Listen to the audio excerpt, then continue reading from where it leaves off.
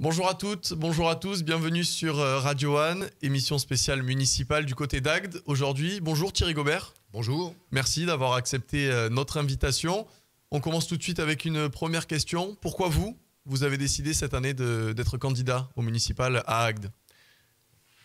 J'ai décidé, et on a décidé, puisqu'il s'agit d'une liste citoyenne, et on a décidé donc de se lancer sur ces campagnes des municipales parce que l'état de cette ville magnifique qu'est Agde ne pouvait pas nous laisser insensibles.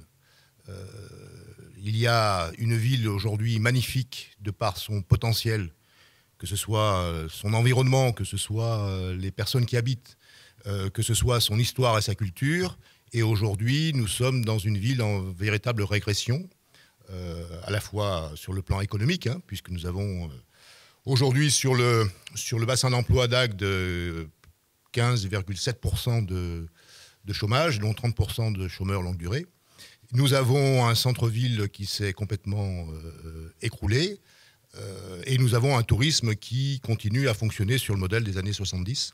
Bref, donc par rapport à tout ça, l'ensemble des citoyens avec qui nous avons travaillé depuis maintenant 9 mois ne pouvaient rester insensibles à cette situation, et c'est pour cela qu'on a décidé de s'engager sur cette liste citoyenne, qui d'ailleurs, liste citoyenne, s'appelle un rassemblement citoyen. Donc j'aurai l'occasion peut-être de développer cette idée du rassemblement. Bien évidemment, mais avant ça, est-ce que vous pourriez parler de l'équipe sortante, de ce qui a été fait avant, des projets peut-être qui n'ont pas été portés ou d'autres qui ont été portés que vous regrettez? Alors sur l'équipe sortante, eh bien écoutez, 18 ans, déjà 3 mandats. Donc quand même en 3 mandats, on peut faire un bilan. Et le bilan, je parlais du centre-ville tout à l'heure, par exemple, moi j'ai assisté à la dernière campagne électorale en 2014, où la priorité de l'équipe sortante, c'était la rénovation du cœur de ville. Parce qu'il n'y a pas de ville sans cœur de ville. Le cœur de ville ne bat plus. Donc je prends cet exemple, mais qui est significatif, c'est qu'en 2014, dans les meetings de l'équipe sortante, était annoncé comme priorité des priorités le cœur de ville. Bien. Si vous avez l'occasion, et je vous invite à venir à Agde, de visiter le cœur de ville ou de traverser le cœur de ville, eh bien, rien n'a été fait. Alors bien sûr, maintenant, on nous annonce un plan de plusieurs millions d'euros sur fonds publics, puisqu'il y a une rénovation par rapport à la politique de la ville de ce cœur de ville. Mais aujourd'hui, si ce n'est quelques pavés qui ont été remis en place, rien n'a été fait. Ça, c'est le premier constat sur le bilan. Chose que vous allez peut-être faire, vous? C'est notre priorité. Voilà. C'est notre priorité. Notre priorité sur le cœur de ville, c'est de pouvoir redonner de la vie au cœur de ville et pas en faire ce qui semble être un projet de l'équipe sortante, de faire de ce cœur de ville, je dirais, un musée à ciel ouvert. Parce qu'il y a un capital historique incroyable sur Agde, mais faire d'un centre-ville simplement, je dirais, un musée à ciel ouvert, c'est pas ce qui va redonner de la vie. L'objectif pour nous, c'est de faire d'Agde une ville pour tous les Agatois tout au long de l'année. Parce que l'autre aspect qui interroge, c'est la politique touristique. Or, la saison est de plus en plus courte, environ 2 mois. Donc, à Agde, dès qu'arrive le mois d'octobre jusqu'au mois de mars-avril, la ville est morte. Et donc, qu'est-ce qu'on peut faire aujourd'hui pour redynamiser cette ville? Notamment, on parle du Cap d'Agde, du Gros d'Agde. C'est un ensemble aussi. C'est un ensemble. On parle d'un archipel. Et je pense que l'enjeu, c'est d'en faire un véritable archipel de vie. C'est-à-dire que, oui, le Cap vit 2 mois. D'accord. Agde vit tout au long de l'année, mais avec, je dirais, à partir de 9h du soir, il n'y a plus un chat dans les rues. D'accord. Et puis, vous avez des quartiers comme le Gros d'Agde, qui a gardé son identité. Donc, l'enjeu, c'est de faire un archipel de vie, mais que l'ensemble de ces quartiers essayent de vivre tout au long de l'année et surtout soient beaucoup plus, je dirais, en lien. Je crois que cette question du lien, pour nous, elle est essentielle. C'est-à-dire qu'on s'est engagé dans ce combat pour les municipales pour retravailler sur la question du lien social. Parce qu'aujourd'hui, sur Agde, du fait que même cet archipel, avec ses différents quartiers, font qu'il y a très peu de communication. Quand on rencontre des gens au Cap d'Agde, par exemple, des personnes m'ont dit Eh bien, écoutez, ça fait 2 ans que j'ai pas mis les pieds en centre-ville. Voilà. Donc, l'enjeu, encore une fois, pour cette municipale, c'est de recréer du lien social, du lien intergénérationnel également, hein, parce que maintenant, chacun est divisé en clans, hein, en communautés. Et je pense que l'enjeu, c'est de recréer ce lien social, car il n'y a pas de ville. Une ville, c'est pas simplement, je dirais, une urbanisation. C'est du lien social. Et sur Agde, il n'y a plus de lien social. Et avant de parler de ce que vous allez proposer justement pour recréer ce lien social, pour nos auditeurs qui nous écoutent, comment vous vous décririez si je vous disais en 5 mots aujourd'hui? En 5 mots? En 5 mots pour vous décrire aujourd'hui. Eh bien, écoutez, moi, en ce qui me concerne, tout mon parcours professionnel et personnel a été marqué par, je dirais déjà au moins deux mots-clés, si je pouvais les résumer, à savoir la responsabilité, puisque j'ai eu à exercer un certain nombre de responsabilités en tant que directeur d'organisme de formation, en tant qu'entrepreneur, puisque j'ai été à l'origine de la création d'un cabinet en ressources humaines et en matière de formation. Donc forcément, en termes de responsabilité, ça a été prendre ses responsabilités. Voilà. Premier mot-clé qui pourrait me définir. Deuxième mot-clé qui pourrait me définir, c'est celui d'engagement. Parce que là aussi, j'ai toujours, dans mon parcours personnel et professionnel, je me suis engagé sur un certain nombre de causes importantes. Ma formation venant des ressources humaines, tout ce qui est lié, je dirais, à la question de la cohésion d'équipe, m'a amené, pour qualifier un troisième terme, puisque vous m'en demandez 5, hein, j'en ai déjà dit 2. Il y en a 5. Oui, donc je vais y arriver. Et sur ce troisième terme, me définissant, c'est peut-être tout ce qui concerne ce qui me semble important, c'est la cohésion, c'est se rassembler, c'est pouvoir fédérer, d'accord, tout en étant, parce que c'est aussi ma formation, tout en étant à l'écoute des personnes et des groupes. Aujourd'hui, pour Agde, qu'est-ce que vous proposez? Alors malheureusement, on ne pourra pas citer tous les projets, mais si vous en aviez 3 que vous aimeriez mettre en avant aujourd'hui sur Radio One, ce seraient lesquels? On ne peut pas tous les mettre en avant parce que ça, c'est l'objectif. Enfin, je veux dire, c'est le cadre de l'émission. Simplement vous dire que pour Agde, nous avons déjà travaillé sur 12 projets, 12 grands projets. Et nous avons travaillé depuis pratiquement 9 mois maintenant sur ce projet. Donc, sur ces 12 grands projets, je vais en ressortir 2 peut-être, hein, puisque c'est votre... C'est déjà pas mal, c'est déjà bien. C'est votre exigence. Eh bien, j'évoquais tout à l'heure la question de l'emploi.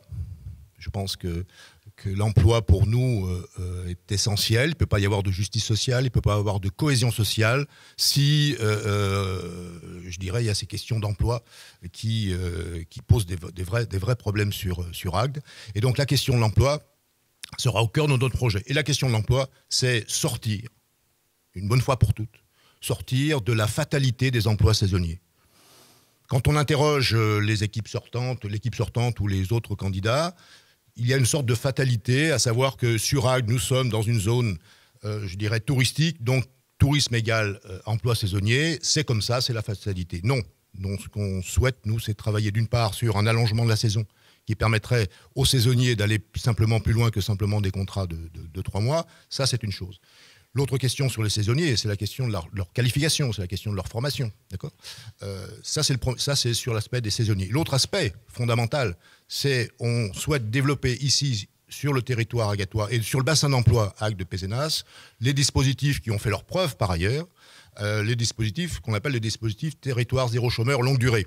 C'est-à-dire qui va consister à analyser les besoins qui ne sont pas couverts par les entreprises et les services existants pour créer des emplois, mais créer des emplois, pas des emplois à durée déterminée, hein, parce qu'on reviendrait dans la logique des saisonniers et de la précarité, pour créer des emplois sous forme de contrats à durée indéterminée. Donc, ces dispositifs territoire zéro chômeur existent.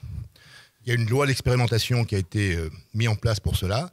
Eh bien, nous souhaitons inscrire Agde dans ce projet de dispositif territoire zéro chômeur. Donc, cette question de l'emploi sera pour nous importante. Je vais relier cette question de l'emploi, et ça sera le deuxième objectif, relier cette question de l'emploi à la question de la formation. Nous ne sommes pas loin de Montpellier, et l'objectif peut-être, c'est de pouvoir, sur Agde, décentraliser un certain nombre de cursus de formation universitaire pour permettre aux jeunes agatois de rester sur Agde et de commencer à engager un processus de formation. L'autre élément dont je voudrais parler, qui est central aussi pour nous, c'est tout ce qui concerne l'écologie au sens, mais surtout de ce qu'on appelle l'écologie sociale. D'accord ? C'est-à-dire qu'une écologie qui, quelque part, permette aux personnes de s'engager réellement sur des questions environnementales, mais en même temps de participer. C'est-à-dire que sur les questions, par exemple, de l'eau, sur les questions de l'énergie, sur les questions du sol, nous envisageons dans cette philosophie et cette orientation sur l'écologie sociale de mettre en place très concrètement des sociétés coopératives d'intérêt collectif, permettant aux personnes de travailler sur, de reprendre en main la question de la gestion de l'eau, de la gestion de l'énergie et aussi de la terre, puisque dans la ceinture verte autour d'Agde, nous envisageons de créer une régie agricole permettant à des maraîchers de s'installer pour développer toutes les approches bio dans les cantines agatoises. Vous parlez de l'environnement, forcément, le réchauffement climatique. Aujourd'hui, Agde, entre la terre, la mer, comment on gère tout ça? Comment, à votre échelle, on peut réduire l'impact sur l'environnement? Nous envisageons, sur cette question de l'environnement et des enjeux sur cette question-là, de lancer un plan important de résilience du littoral. C'est-à-dire qu'il existe là aussi un certain nombre d'outils, de démarches, d'innovations, y compris technologiques, pour, protéger notre trait de côte. Mais pour cela, effectivement, il faut peut-être arrêter une logique de continuer à construire des villas au bord de la plage, quoi. D'accord ? Donc je crois qu'il y a des mesures à prendre, mais les outils, les dispositifs, les innovations technologiques permettant de travailler sur ces questions-là existent. C'est-à-dire que tout ce que je viens d'évoquer, ce n'est pas des approches théoriques, utopiques ou idéalistes, ça existe. Je parle des territoires zéro chômeur, ça existe. Je parle des plans de résilience du littoral, les innovations technologiques existent. Il suffit simplement d'une volonté politique pour les mettre en œuvre. Autre sujet dont on aime bien parler sur Radio One, c'est la sécurité des Agatois, des Agatoises, du Cap d'Agde jusqu'au Gros d'Agde, en passant par le centre-ville. Comment aujourd'hui on peut améliorer la sécurité de la vie quotidienne, on va dire, des habitants de votre ville? La question de la sécurité, tout est lié. Je pense qu'isoler simplement la question de la sécurité du reste, ce serait mal poser le problème. Il ne s'agit pas d'être dans le déni des problèmes de sécurité. Sur cette question de la sécurité, il suffit, ou du moins il faut, que la loi s'applique. Ça, c'est évident. Mais en même temps, je pense qu'il faut utiliser aussi tous les leviers de la médiation. Nous envisageons dans notre programme, par exemple, de travailler beaucoup plus avec des médiateurs sociaux, qui permettent de réguler un certain nombre de tensions qui peuvent exister, qu'il faut pas nier. Donc la sécurité, oui, mais encore une fois, c'est pas en rajoutant et en multipliant par 10 ou par 20 les caméras de surveillance qu'on réglera le problème. On réglera le problème, encore une fois, lorsque il y aura à Agde une véritable vie, où, voilà, quand on se promène en ce moment, à partir de 21h, il n'y a pas un chat dans les rues, ça crée effectivement des questions en termes de sécurité. Donc, voilà, tout est lié. Je ne nie pas la question de la sécurité, mais je ne voudrais pas qu'on l'isole du reste. Qu'est-ce que vous auriez envie de dire pour terminer aux auditeurs qui nous écoutent aujourd'hui et qui ne veulent plus voter, notamment les Agatois, les Agatoises, en quelques mots, rapidement? Je dirais aux Agatois et Agatoises de rejoindre la liste Agde en commun, de voter pour la liste Agde en commun. En votant pour la liste Agde en commun, les Agatois votent pour eux, quoi, puisque en fait, nous ne sommes pas une liste avec... soutenue ou du moins portée par un parti politique, mais une liste de citoyens. Donc les personnes qui vont voter pour cette liste Agde en commun vont voter pour eux.